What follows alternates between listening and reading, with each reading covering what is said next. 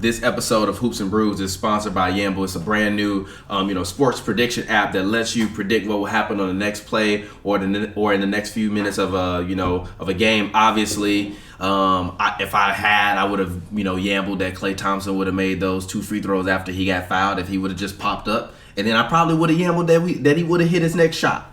But he tore his ACL, so unfortunately I couldn't Yamble on that. But anyways, make sure you download Yamble. You can place your takes on the games and you can rack up points. And as you rack up points, they play out and they pay out in real cash for every game. It's very similar to HQ Trivia. So make sure you search it in the App Store or in the Android store. You can also find the link right above here. That is bit.ly/Yamble HNB. That's YAMBLE HNB. I have nothing to say about it. I want to move forward. You hurt. I want to move forward in my life and focus on this new NBA season because now I am a New Orleans Pelican fan now because they got my man Lonzo and they got my man Zion. So I'm going to get to watch Lonzo become a Hall of Famer and I'm going to get to watch Zion be better than LeBron at the same time. Oh, my God. Yes. Zion, look, number one, that Pelicans team defensively. Oh, you're going to be crazy.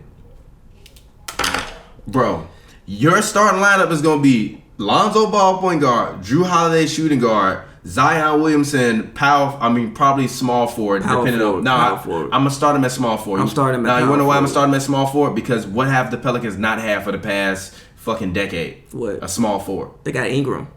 Oh, yeah, you know what? The fuck? You're right. Yeah, you're right. But actually, I would kind of want Ingram to come off the bench. No. Yes. What? No. See, Who's going to shoot the ball? What you mean? Who is going to shoot the ball? We'll figure it out. What? Ingram, look, listen, Ingram. No, who'll shoot the ball? Listen, Ingram is. So what's your starting lineup?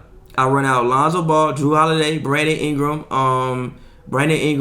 Zion Williamson, and probably try to get like a Dwayne Devin, if I can. And then bring Randall off the bench as my 6 man. Randall's not coming back to be a 6 man. If Randall's coming back, he's coming back to be a starting center. Okay, starting center. And that's why I put Zion at the 3. No, I don't think you start off Zion at the 3. You start off Zion at the 4. Nah, because the Pelicans gonna have cap money now. So if I'm them, I put him at the 3, and then I see who's a free agent. You gotta let the Zion small forward thing go. Power forward. No. Power forward. No, I'm not putting him at power forward. There's no shooting on the floor. If I put him at power forward, there's no shooting on the floor. Okay, so who you gonna put at the 4 then? Huh? Okay, so who you gonna put at the 4 then? Let's see who's a free agent. They got cap money now. They literally just gave away $25 million in cap.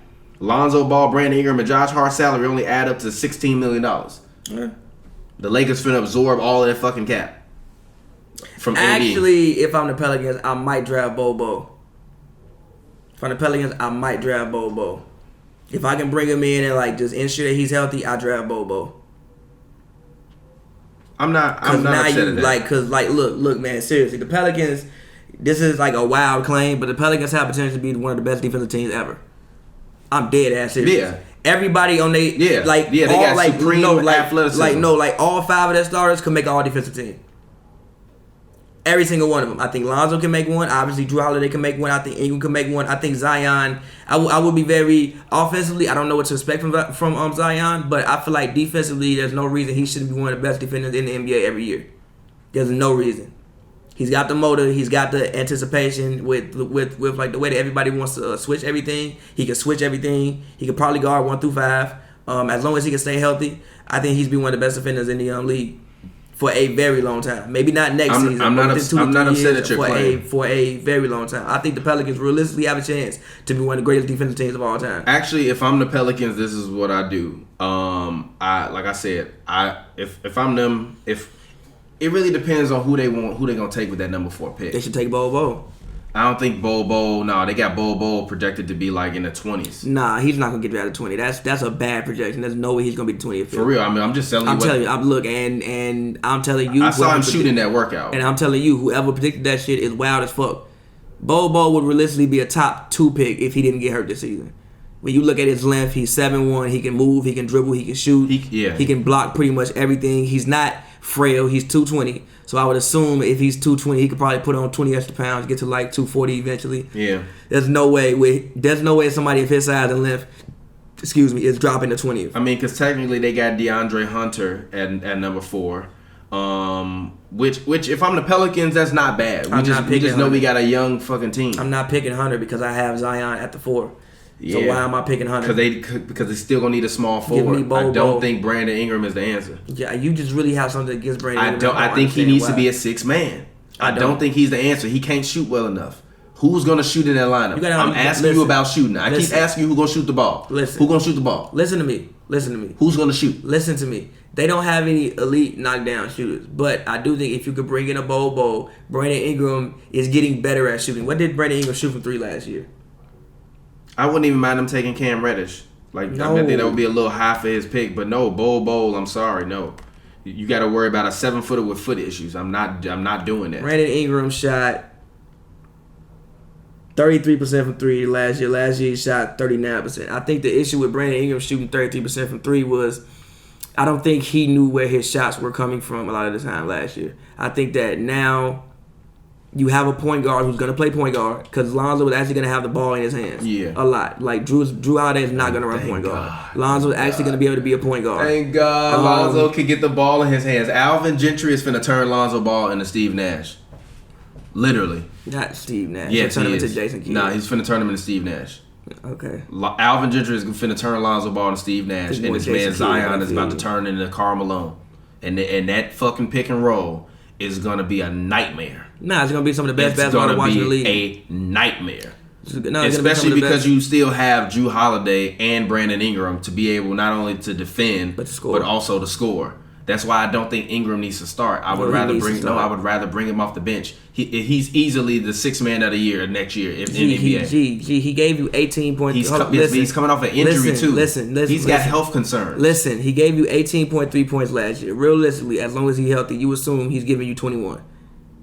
If he's healthy. No, I know I'm not. Because I'm giving the ball to Zion. Zion is the show. But no, listen. Ingram is the 4th option on offense to me in this team. Yes, he is. Listen. Offensively, Zion is not developed enough offensively to be a number 1 option on the team. He's not. Are you fucking crazy? I'm dead serious. No, are you fucking crazy? No, literally. Are you crazy? No, I'm dead serious. Why do you think they drafted a man? What? To dunk?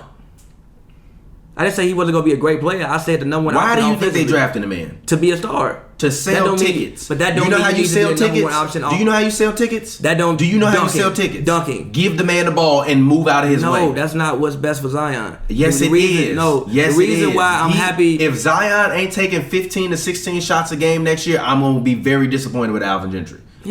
At minimum, he should be taking 15 to 16 shots. He can do that, but Brandon Ingram can also take 17. No, I don't want Brandon Ingram taking 7. I don't want Brandon Ingram taking more shots than Zion Williamson. That's ridiculous. Brandon Ingram because I still got Drew Holiday on the floor. Drew Holiday going to take 15 shots a game. No. Brandon Ingram now is a light years better scorer than what Zion Williamson is. I don't care. I'm trying to sell tickets. I'm trying to run pick and rolls with Lonzo Ball and fucking Zion Williamson. But that's not meaning. But look, that's not meaning he's a number 1 option. Give that man the ball and get. No, literally. Do not give him the ball. Put the ball in Lonzo Ball's hands. Run pick and rolls all day long. Get that man buckets. Period. Okay, but end of story. Okay, Brandon Ingram get all the peripheral buckets. Drew Holiday defend, make shots. Okay, but Brandon Ingram is still going to end up being a number 6 1 man. scorer. No, 6 man. No, make that man a 6 man. Stop. When you need a bucket, what you're going to do is give the ball to Brandon Ingram and get the fuck out of the way. Make that man. What you're gonna do. That man a 6 man and go sign Damari Carroll to be your small forward. Which is also why I'm happy that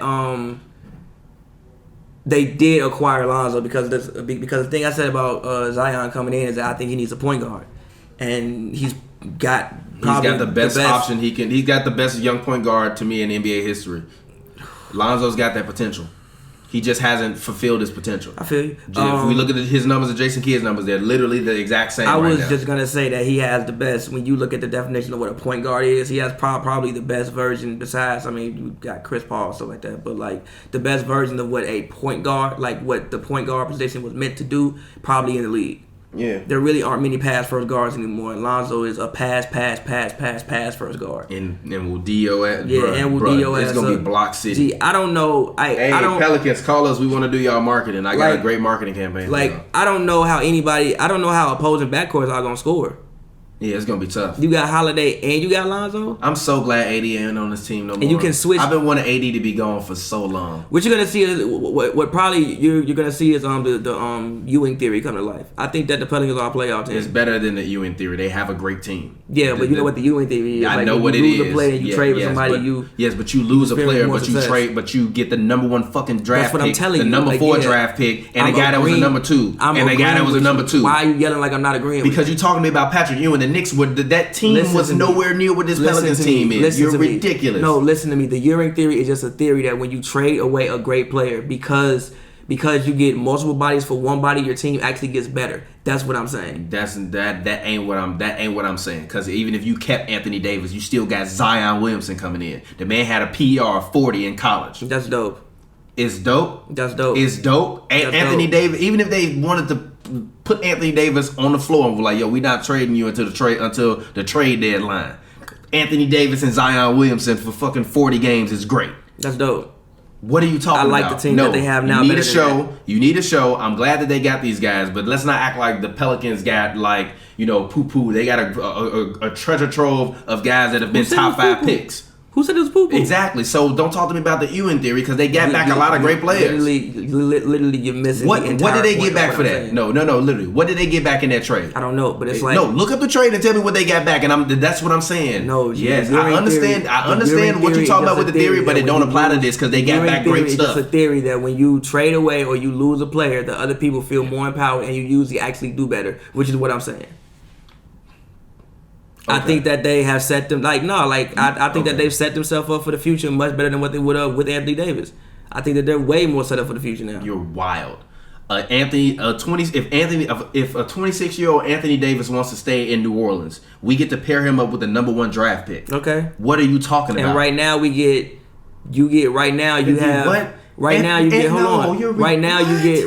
get basically 3 potential all-stars. That's one guy. You got 3 potential all-stars right now. You could possibly have you could possibly have one day the best point guard in the NBA. You could possibly have a top 5 to 10 small forward in the NBA. You could also possibly have a top 5 to 10 power forward in the NBA. You also got 3 extra first-round picks that you can move for more assets. You also got the 4th overall pick, and you pick up a great bench piece in Josh Hart. You're wild. Anthony Davis already is a top 50 basketball player. That's dope, but he's one man.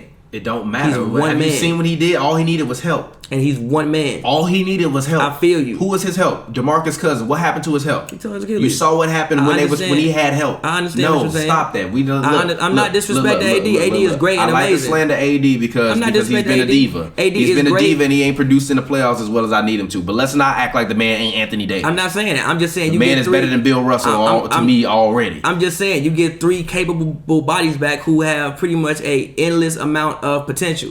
I like my future much more right now. There's a reason why all those guys just got traded for Anthony Davis. Yeah. There's a reason why all those guys were included in the trade. Yeah, it's a win-win and for both teams. it wasn't because none of them guys wanted to be traded. It's a win-win for both teams because again, I talked about it on the Pavy Hot Takes when Bron saw KD go down, his first thoughts probably like, damn, bro, my heart goes out to you, like you my homie, bro, like damn. And then his second thoughts probably like, oh shit, we got a chance. And then when he saw Klay Thompson go down, he probably hopped up, ran to the goddamn Lakers facility and was like, yo, get that man AD. You have to, like before, I was kind of against it. I was like, I don't know how AD helps you beat the Warriors. I don't think you want to just throw it all away. You know, trade everybody. And I think perimeter defense is more so the way to beat the Warriors than like interior defense. And I don't think AD helps with that. Now, they not going to be there. You had to trade anybody on that roster besides LeBron James to get Anthony Davis. Because realistically, right now, the Lakers might be in the finals. And you ain't got too many years left. Bron got 3 years left on this deal, and you got a very short window, and you got the best team that you thought you were gonna have to get past is not gonna be there next season. Yeah. And if they there, they're not gonna be there like they was there this year. I disagree with that though. They not gonna be there listen. That no doesn't matter make sense. Listen, bro. No matter who the fuck you bring in, it's not gonna be Klay Thompson and prime Kevin Durant. It's just not. I don't give a damn who you gonna bring in, and they gonna re-sign them on maxes, so you have a whole bunch of dead cap. You're not really gonna have that much room to even get that many people. So even if they do put together a great basketball team, sure, you can win 50 games. That's not out there with Kevin Durant and fucking Klay Thompson. Ain't nobody you gonna bring in that's gonna be able to replace those guys. Now you could supplement some of the things that they give you, but they are not there the same way that they was there this year. Period. Half of the West could beat them in the series next year. Nah. I think the Rockets could. I think the Blazers could. I think the Nuggets possibly could. We saw what the Blazers did. No, Dame had fucking separated ribs. Nurk broke his leg. Also, they were down. Coming back with a Gordon Hayward injury. Stop that. They were down 17 in all of these games. If Klay Thompson isn't there, they might lose that series. They were down 17 3 straight games. 17. And they're not going to be able to improve their bench by that much because they're going to sign Klay to a max. They're going to sign KD to a max. And they already have Steph on the max. So ain't that much money to go around. And they probably going to want to retain Looney. So ain't that much money to go around. Period. So, again, I was against it at first. But they had to do everything that they possibly could to go out there and make sure they get Anthony Davis. You are getting a superstar. And you're getting a guy, he's only 26. Even when Bron leaves, you think, okay, we still got AD. So we don't have to rebuild when Bron leaves. Yeah, but if you actually cultivated your talent and believed in your talent and grew your talent, you just literally shipped away 2 number 2 draft picks. Sure.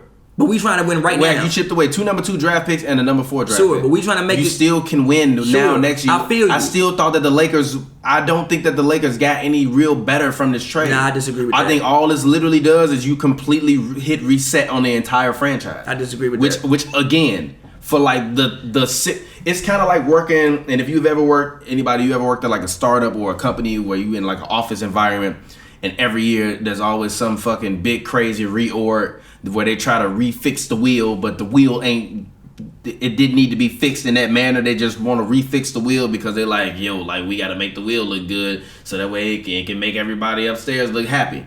But the wheel don't work. So you just keep fucking reorging.